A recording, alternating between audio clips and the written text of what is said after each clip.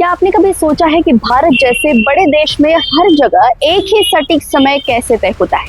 अब सरकार इस दिशा में एक और कदम आगे बढ़ा रही है और एक नई योजना के साथ जिसका नाम है एक राष्ट्र एक समय। नमस्कार, देशोन्नति में मैं ऐश्वर्या आपका स्वागत करती हूँ। केंद्र सरकार एक राष्ट्र एक समय व्यवस्था लागू करने जा रही है, जिसका उद्देश्य पूरे देश को एक समान और सटीक समय प्रदान करना है। भारतीय मानक समय नियम 2025 के लागू होने के बाद विदेशी समय स्रोतों पर निर्भरता कम होगी और देश डिजिटल रूप से आत्मनिर्भर बनेगा। मानक समय के लिए 5 शहरों में टाइम लैब बनाई जाएगी, जिससे बिजली, दूरसंचार और बैंकिंग जैसे क्षेत्रों में सटीकता बढ़ेगी। राष्ट्रीय स्तर पर एक मानक समय के लिए सरकार ने अभी आधिकारिक और कमर्शियल प्लेटफॉर्मों पर भारतीय मानक समय के उपयोग को अनिवार्य करते हुए मसौदा तैयार किया है। लागू करने की प्रक्रिया अंतिम चरण में है।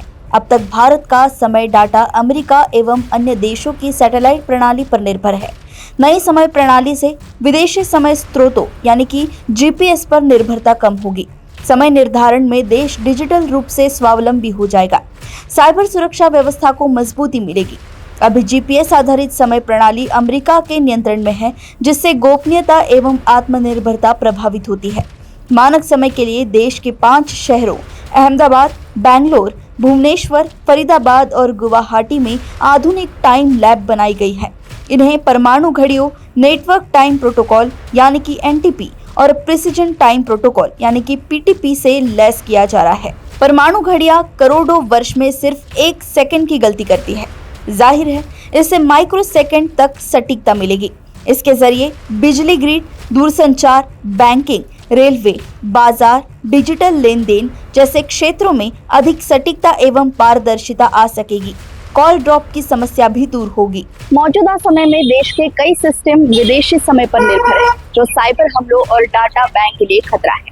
विशेषज्ञों का मानना है कि एक ही देश में अगर अलग अलग टाइम जोन है तो ऐसे में अगर कोई मानवीय भूल हुई तो रेल और प्लेन हादसे भी हो सकते हैं। अभी तक भारत को टाइम सेटिंग के लिए कई बार विदेशी टाइम सर्वर पर निर्भर रहना पड़ता था। इससे साइबर सिक्योरिटी और डेटा एक्यूरेसी में दिक्कतें आती थी। अब भारत का अपना समय होगा। ऐसे ही अपडेट्स जानने के लिए आप देखते रहिए देशोन्नति। नमस्कार।